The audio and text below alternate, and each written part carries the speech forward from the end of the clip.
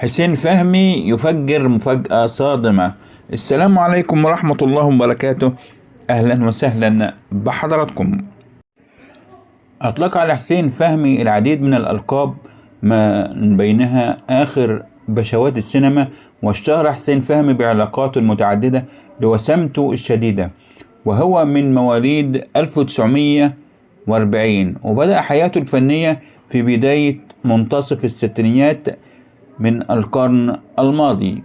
ارتبط الفنان حسين فهمي 6 مرات، منها مرتان من الوسط الفني، ولم تشتهر زيجاته رغم تعددها نتيجة لعدم تسليط الأضواء عليها، خاصة لعدم شهرة الزوجات.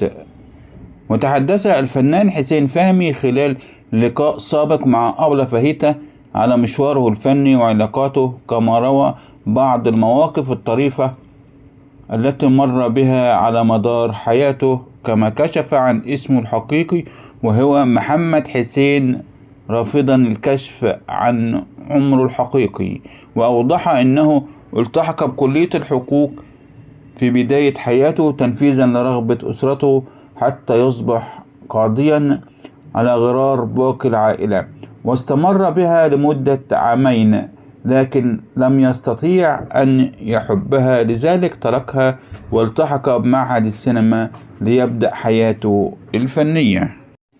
وسألته فاهيتا عن أكثر فنانة كانت ريحتها وحشة، فصمت قليلا ثم اعتذر وقال إنه لا يمكن أن يجيب على هذا السؤال، كما كشف أنه لا يحب مشاهدة أفلامه لأنه كثير الانتقاد لنفسه.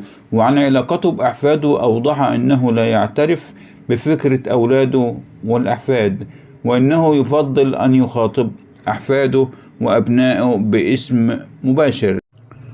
وأغرب عن تصريحات فكانت تتعلق بموقف تعرض له في إحدى البلاد، عندما وجد سيدة تختبئ له أسفل سرير بالفندق الذي كان يقيم به، واكتشف حينها أنها كانت على اتفاق مع طاقم التنظيف الخاص بالفندق لتسهيل عملية الدخول. كما كشف أنه كثير ما يتعرض للمحاكسات من قبل السيدات، وكان أشهرهن الفنانة صوفيا لورين التي قامت بمعاكسته. أطلق على الفنان حسين فهمي العديد من الألقاب، آخر بشوات السينما، واشتهر حسين فهمي بعلاقاته المتعددة لوسامته الشديدة، وهو من مواليد عام 1940، وبدأ حياته الفنية في بداية منتصف الستينيات من القرن الماضي. ارتبط الفنان حسين فهمي 6 مرات، منها مرتان فقط من الوسط الفني، ولم تشتهر زيجاته رغم تعددها نتيجة لعدم تسليط الأضواء عليها، خاصة لعدم شهرة الزوجات. فضلا وليس أمرا، فعل زر الجرس ليصلك كل جديد، والسلام عليكم ورحمة الله وبركاته.